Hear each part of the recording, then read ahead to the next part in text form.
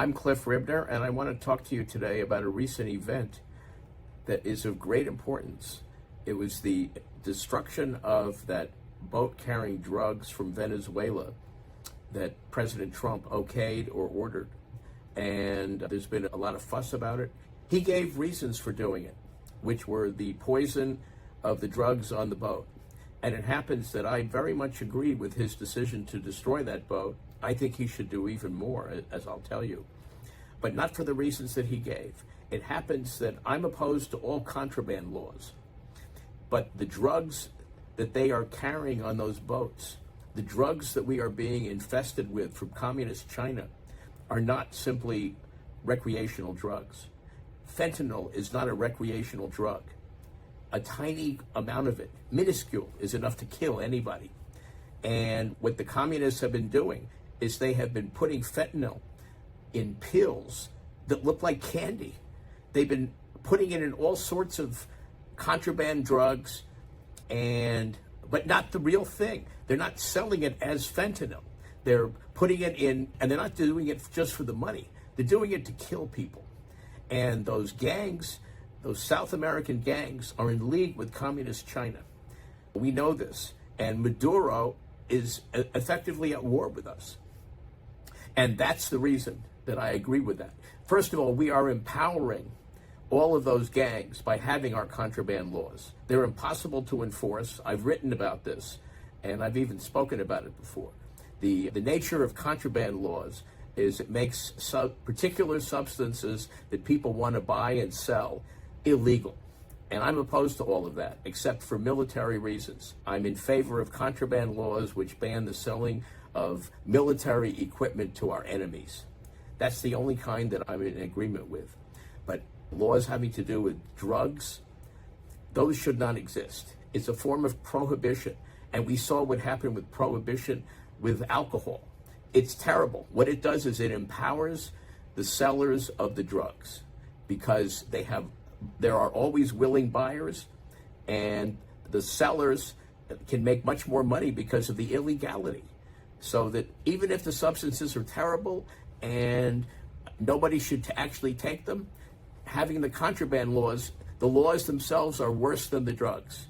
But in this case, this was a special case. These were not simply recreational drugs. And I have no doubt that our intelligence capabilities were enough we literally knew who everyone on that boat was.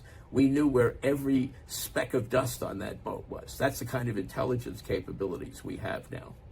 And Maduro is effectively at war with us. He's also at war with the people of his country. He lost an election in a landslide, and he refused to give it up. He pretended that he won it. And everyone in the world knows that he lost that election. And it happens that we have a special interest in Venezuela. We have an interest in having the freely elected government of that country be in office and not have a monstrous dictator like Maduro running the country. It's a military dictatorship. That's how he stays in power.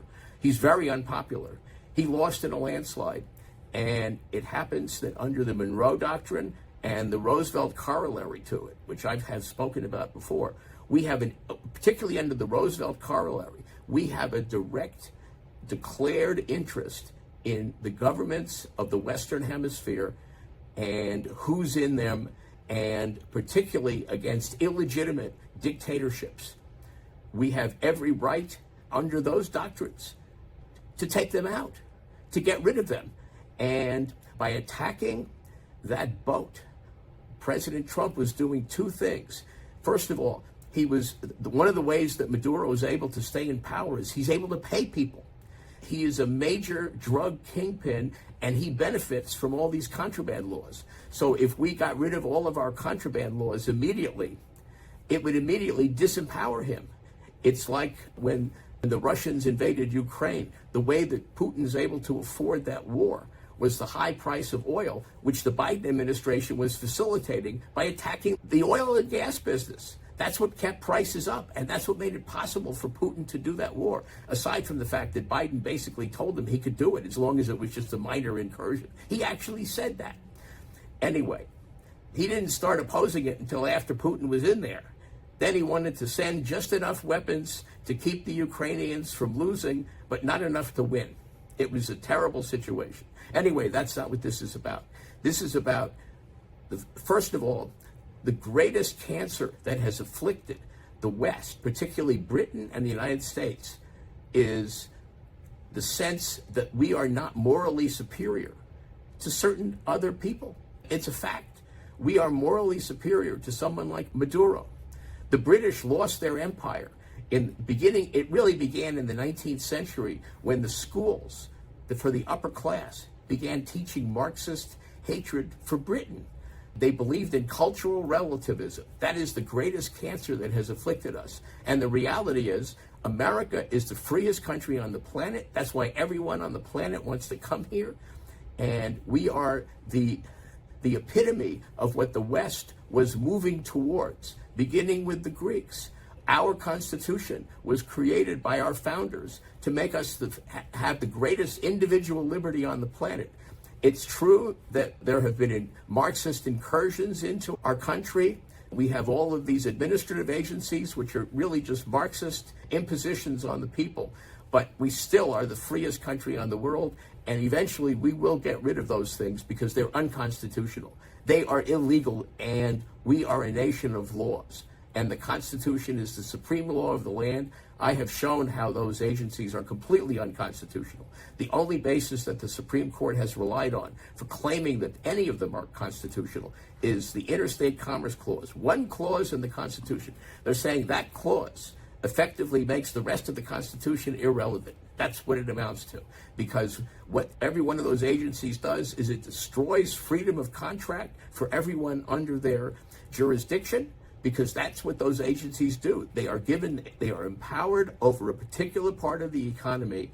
The rest of the economy, each one of them can't affect. Some of them affect many of them. The financial services business is burdened by many of them.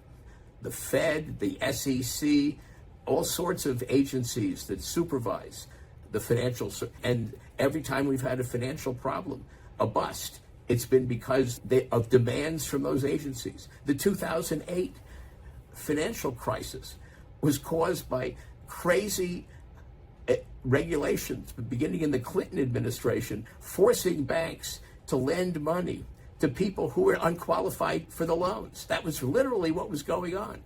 And that's what created all of that paper that when it went bust, it went bust it was mishandled also. They let Bear Stearns go bankrupt, and then they decided to bail out the really big one. They should have let Bear Stearns go bankrupt, and they should have let Bear Stearns go bankrupt. Lehman Brothers wouldn't have needed it. Because once they bailed out Bear Stearns, then it made it possible for any one of these things to expect to be bailed out. It created what's called moral hazard. Anyway, we are a morally superior country, and we are not interested in invading anyone else. But what we are interested in is seeing that every place has a legitimate government.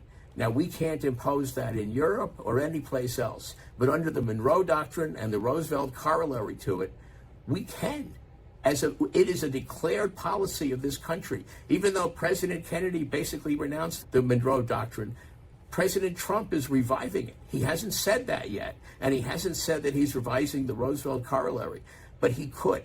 And we have not declared war. He has not announced anything like declaring war on Maduro, but by attacking that boat, he attacked Maduro's source of income, because now they know that if they send any of those boats, we can take them out. And that's the only way they can transport very large quantities of fentanyl or any other drugs.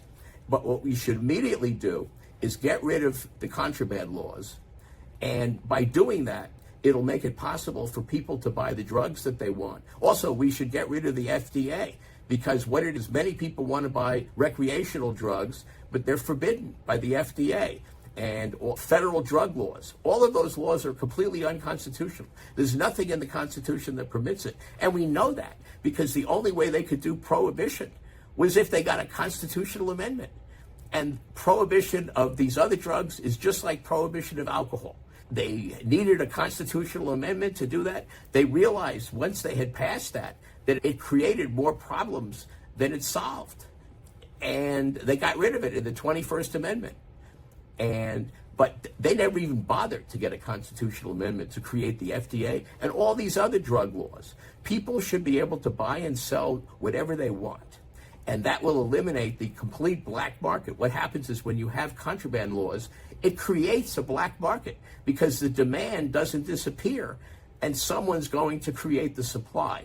And when it's illegal, only crooks will create the supply. That's the problem with black markets and with contraband laws. You invite criminals into the marketplace, and even though you pursue them or the government pursues them, they can never get enough of them because there's too much profit to be made. And that's what we see. And there are gang wars. There's a huge black market that exists because of these drug laws. And they need to get rid of the drug laws, not go after. But in the case of people that are selling drugs that are not even what they claim to be, that's what they do with fentanyl. They make it look like some other recreational drug or some actual or they put it in heroin, or they put it in some other drug that someone actually wants to buy, and it kills people. It's killed 100,000 Americans a year for years. That's why it's really bad. It's not that it's a drug. It's that they're making people buy drugs they don't even want to buy. And that's the problem with the black market. If there was no black market, people would be able to rely on the products that they buy from the sellers because the sellers would be legitimate. The problem with the black market is you're stuck only buying from crooks. And if people want to buy that stuff, they're going to buy it. But by attacking that boat, President Trump is going after Maduro's supply of money. And there's only two ways Maduro can get taken out. Since the people don't have any guns. He's got a military dictatorship. He's taken guns away from all the free people of that country. Either the military that he presides over and pays goes against him and ousts him, or we go in there and do it. Or we attack him militarily in a way where we make it possible for there to be a revolt in the country. And that, I think, is what President Trump may very well be doing. Having Maduro there, he's destroyed Venezuela. Venezuela has the largest oil reserves in the world. It's incredible. They don't really have as much as we have, but it's, in terms of proven reserve, it's supposedly actually the largest in the world. It's gone from being the richest country in South America to they're destitute. They can't even buy toilet paper. And that's what happens when communists take over. And we have to get rid of Maduro. He's been voted out of office. And by attacking that boat, President Trump recognized the evil there and recognized our moral superiority. We have a legitimate interest in seeing to it that there is an honest government and Venezuela has a chance to become a free country again. Millions of people have had to escape from Venezuela. It's terrible because he's turned it into a nightmare. And that's why I'm in favor of that. I'm Cliff Ribner, and if you like what I have to say, like this video and tell other people about it, and go to my website, cliffordribner.com, and read my book, Freedom's Last Stand. Thank you.